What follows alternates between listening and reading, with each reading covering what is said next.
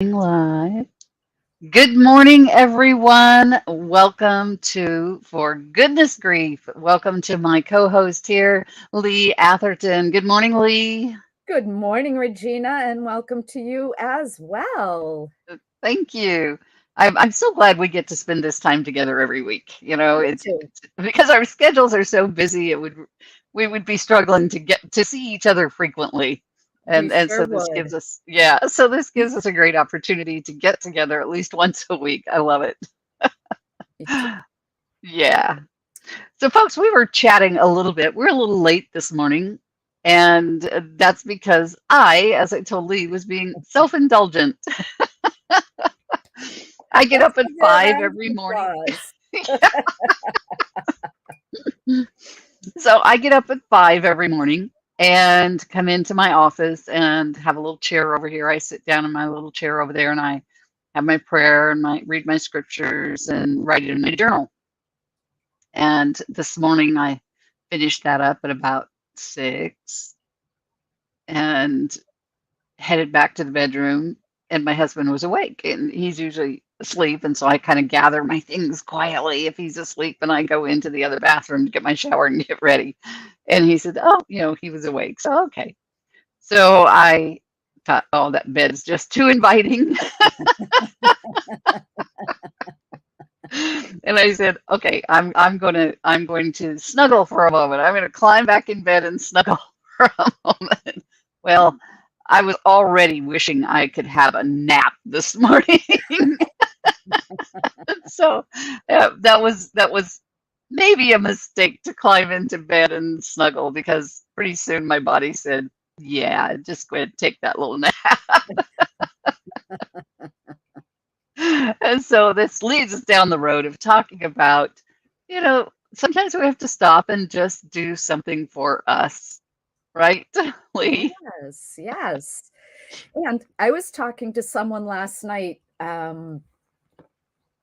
Dr. Margaret, and Dr. Margaret is amazing. She does all kinds of, she's always on the run. One of those people with energy that just never ends.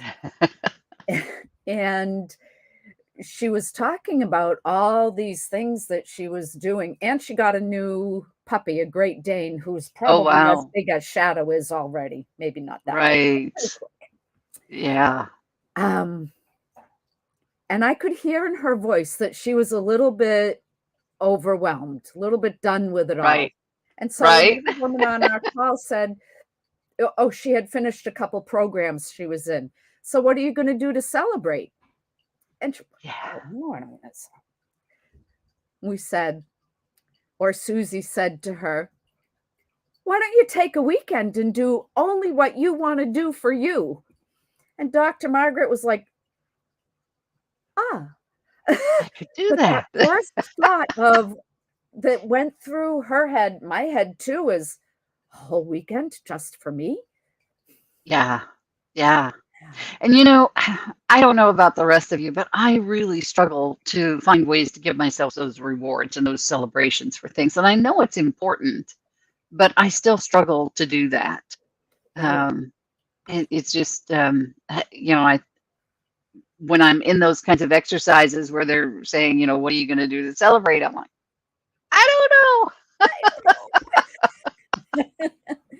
When's the last time, Regina, you ever took a complete day off from work? know. I do on Sundays. On Sundays, I take the day off.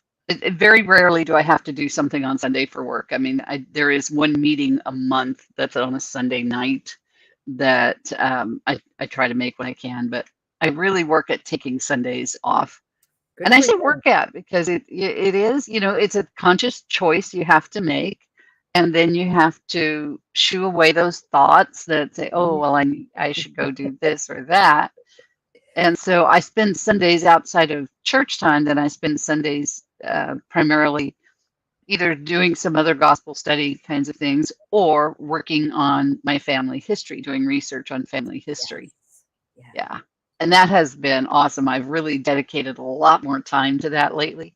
And folks, that is such it's so motivating. It can be frustrating when you're having trouble finding things, when you're struggling to research something, but it's also such a um, oh man, I don't even know how to describe it. The connection that you get with those ancestors that you research. Mm, And, it reminds me, I have a quilt in my living room that's laying on the back of my sofa. And that quilt was started by my father's mother, who passed away when I was 2. She had leukemia and passed away when I was 2. So she passed away in 1954. That quilt was started before then. Now, she didn't finish it in her lifetime, but she passed it along, and I think it was either her mother or her sister took it and worked on it some, and then the other one took it and worked on it some more. And a few years ago, my uncle gave it to me. He's had it all these years, and he gave it to me a few years ago. And when I had my bed and breakfast, the sofa that I had it draped over, yeah. um, kind of was the edge of a room with a walkway behind it before the wall. And so it was almost like a hallway, but just one Yep. wall. And then, yeah. And that was draped over that. And every time I'd walk by it, I'd just run my hand along that. And that feeling of connection is amazing. It just, and to know that she made it, and you can tell it was made out of shirts and blouses and dresses and things Oh, like that, wow. Yeah. And so it's just, getting connected with your family, Mhm. generations back, you learn a lot, and it's a marvelous way to occupy yourself if you're having trouble figuring out what you can do with yourself. Let me Yeah. tell you, you get started on that, it gets to be addicting, and pretty soon you can't stop. And that's, Right. a lot of times people who are grieving, who've lost someone, especially if it's a spouse, they, now they're in the house by themselves and they're thinking, what do I do? I've cleaned my house top to bottom already. There's nothing left to do in my house. What am I going to do with my time? And particularly in this era of COVID, they don't necessarily want to go out and shop or go out and, do a lot of things. Um, so they're sitting at home saying, what can I do with myself? That's a great thing to do, is start to research your family, write your own family history, Yeah. write your love story of you and that spouse that's passed on. Share all those things to pass down to your posterity. And in the meantime, figure out whose posterity you are. Yeah. You just reminded me. So 2 things. First, I want to point out, folks, did you see how Regina's face absolutely lit up when she was talking about this?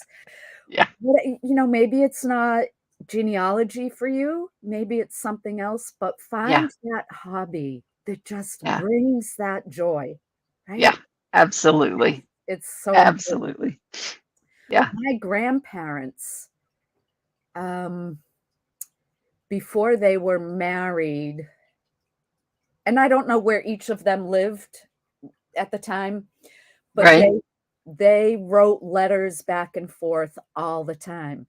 And my Uh, grandfather was not a hoarder necessarily, but things like that he never threw away, right? So awesome. we had when he died, and my grandmother had died quite a long time before that, we had a stack of those love letters like Oh, this.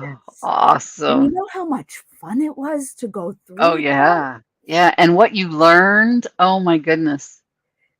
And Yeah. the completely different side of my grandfather that we never knew. He was a And probably of your colonel. grandmother too. He was Yeah. a colonel in the army, and so he Oh, was, wow. that military presence, um, and But children I are to bet be that, seen but I and not bet that, heard and all that, but then to read yeah, the to read his love letters. Yeah. Wow. What a treasure. What have you done with those? I scanned them, and Good. while I scanned some of them are with other siblings, and so, yeah, Yeah. It they're would be gone. great to make a book out of those, get them all, scan them all, and create a book. And in that process, you could actually, potentially track some of their history through those letters.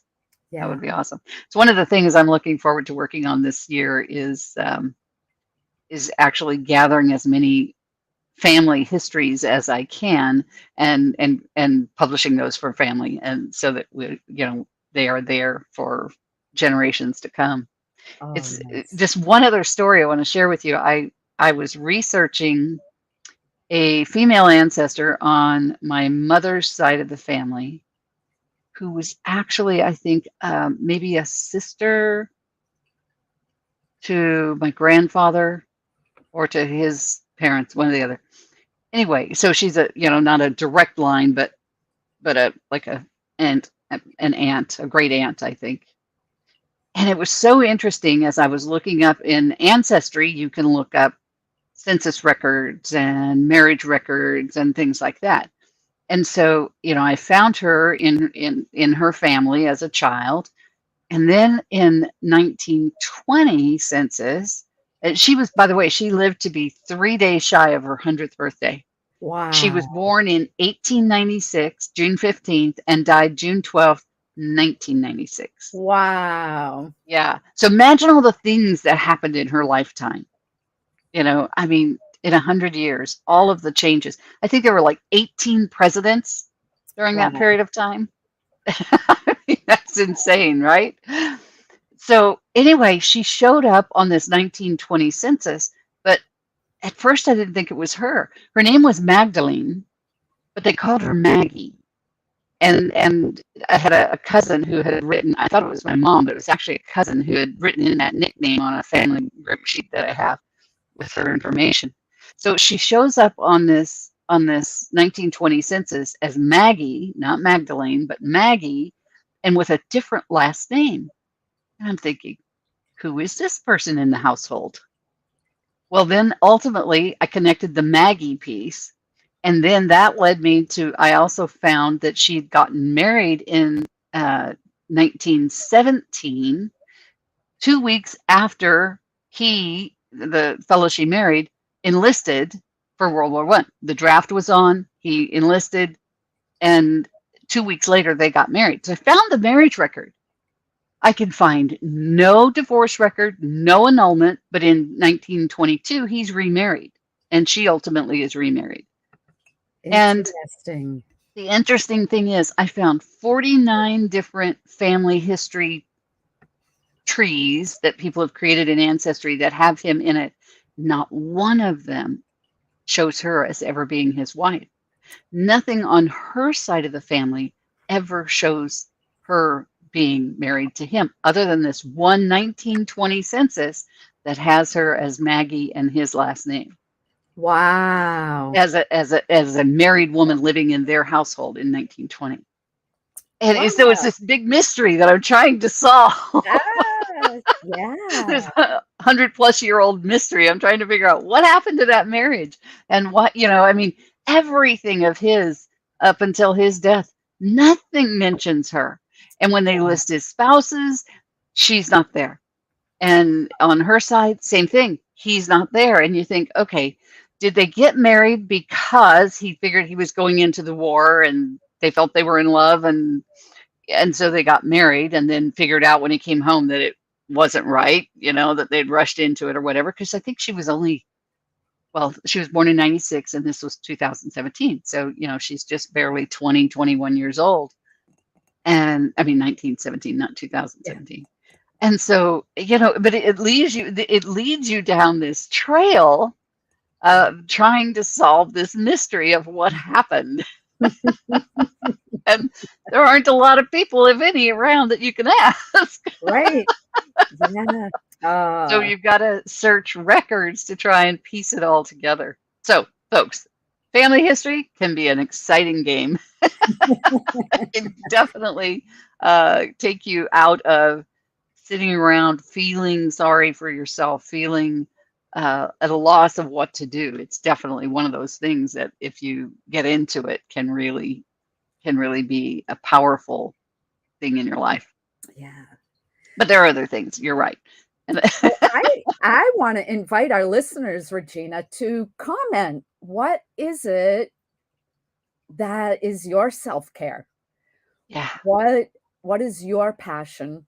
And comment as well, what one thing do you commit to doing in the next 7 days? Awesome. I love that. I Yeah. love that. Yes, we hope you'll take us up on that, folks. Yeah. And Absolutely. and remember, we're here for you. We want to be able to support you. So let us know what would be valuable to you. And you may not know. So just let us know that you're here, that you're listening, whether or not you're finding any value to what we do bring. And then as you gain more clarity around what you'd like to hear more about, then we'll bring that in if at all possible.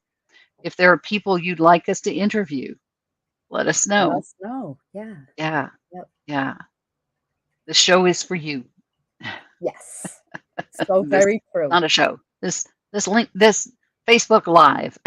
I'm on so many platforms these days, can't keep them all straight. This conversation. This conversation is for you. And yes, we benefit from it too.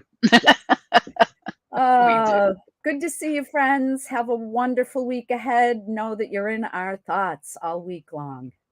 Absolutely. And we'll see you next week. Bye for Bye for now. now.